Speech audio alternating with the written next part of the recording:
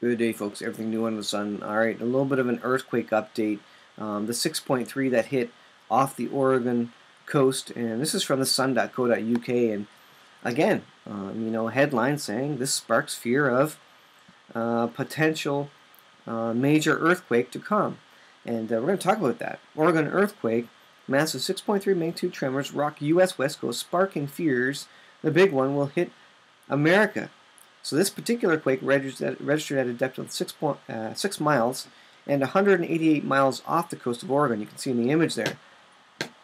It was recorded at a depth of around 6 miles, but no tsunami warning had been issued. The shake followed an intense week of seismic activity around the Ring of Fire. I did a video the other day about this.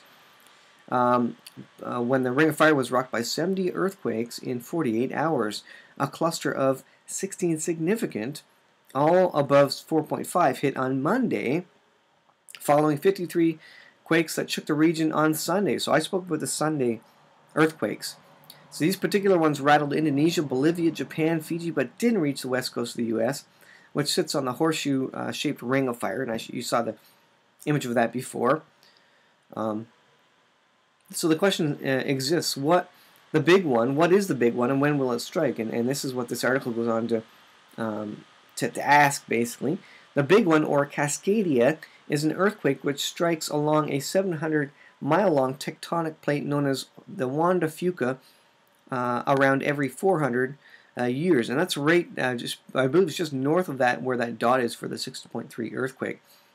Previous quakes, all of which reportedly measured above magnitude 8, are estimated to have hit in 600 BC, 170 BC, 400 AD, 810 AD, and 1300 AD.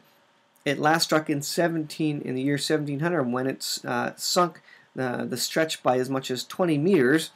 Though there are no written records of the natural disaster, the death toll from that magnitude 9 is unclear, but is understood to have unleashed a tsunami which traveled 5,000 miles across the Pacific to Japan. So they know this thing kind of happens every number of years. And basically, they're due for it, basically. It says, terrifyingly, they also predict Cascadia could trigger a tsunami of 85-foot-high waves, which could drown as many as 33,000 on the west coast. I mean, that would be quite catastrophic. Portland Monthly paints an apocalyptic picture, saying, hillsides will slide, buildings will collapse, roads will buckle, bridges will crack. It is considered such a deadly threat that in 2013, more than 160 scientists, engineers, and construction experts gathered to develop the Oregon Resilience Plan. They said, doing nothing would result in decades of economic and population that will devastate our state and ripple beyond Oregon to affect regional and national economy. Notice that comment. The experts came together and said this will ripple through the economy, and we know that an economic collapse is coming, and it could be a whole bunch of events. God's blessing is quickly being removed, I believe, from the U.S., and we could see a convergence of events, earthquakes, maybe a Yellowstone eruption of some sort, on top of the tariffs, etc., that are making the economy go.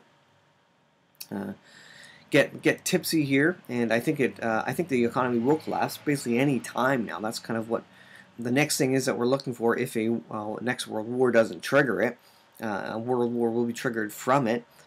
But on the top of that, you have the wrath of God and punishment coming, which has been delayed so long, I think, on the United States for its sinfulness. I could go over so many articles about the moral decay and decline in both U.S. and Canada, North America, and I'll include Mexico in that. If God doesn't do something to the U.S., He's going to have to apologize to Sodom and Gomorrah, just as Billy Graham quipped at one point. And so, yeah, it's coming, and it's coming soon, and God could use these things to deal with that. Well, let me see if I can. I'll put this image up here. See if I can put that up for you, so you can take a look at that one. Let's see, because it kind of shows the uprising of this. There you see the Wanda Fuca plate, and you see the Washington and the British Columbia, the coastline there of North America, and the Juanifica Plate and the Pacific Plate. So these there's a subduction zone where the land is riding up over the plate's going under the land, and then you have the earthquakes and the volcanoes coming up from beneath. So this is this current situation that this article really is warning about. The Ring of Fire has caused a number of devastating earthquakes over the years, and is where two of the Earth's huge tectonic plates meet. It is formed of a string of 452 volcanoes and sites of high seismic activity that encircle the entire Pacific Ocean. Fears are now growing that the California's big one could be on the way, a 9.0 magnitude earthquake that would tear through the west coast of the U.S. and cause a massive tsunami. It goes on. Colin Taylor, professor of earthquake engineering at University of Bristol, told this newspaper standard.co.uk, the majority of earthquakes around the world are driven by plate tectonics. They occur when the plates move past or under the other. Every now and again they reach the limit of their strength and break, emitting energy. So technically that means all earthquakes are connected, but it's too difficult to say whether they are connected directly. He added, California is a very active boundary plate, so in a geological timescale one can expect big earthquakes will occur. When and where, though, it's difficult to forecast. And this is one of those things that I think the Lord is storing up for a time and a season, such as now, and He's going to use us to kick off some worldwide events. One of the main items being the U.S., the United States, as a world superpower being taken out of power, so that a one world government can move in, so that a one world currency can move into place, so that a one world leader can move into power in the power vacuum and kick off end time Bible prophecy and kick it off in high gear. And so you look for the downfall, the removal of the U.S. from significance, from dominance, from world superpower status, and a 9.0 earthquake could be a trigger event, or it could be something that kicks off a Yellowstone supervolcano. It could be the kickoff of these. We don't know what the trigger event's going to be, but God is storing up these things. God is getting ready for the day of wrath, where He's going to destroy the earth with fire. And these are all related to that as well. So you have all these situations, all these events heating up, earthquakes on the rise. You have economic trouble on the rise. You have violence in the United States and all over the world on the rise. You have hatred of people. People hate each other. Religions are rising against each other. Nations against each other. You have the situation in the Middle East heating up as it's a tinderbox and just waiting some little thing to cause a huge firestorm to occur.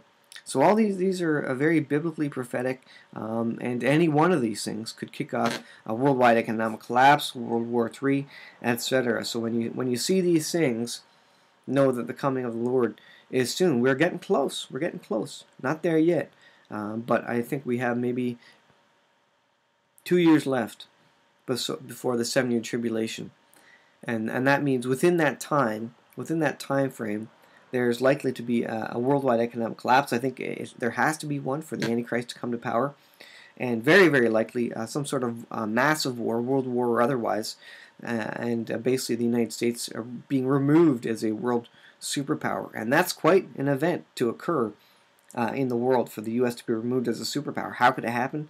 This is one of those ways.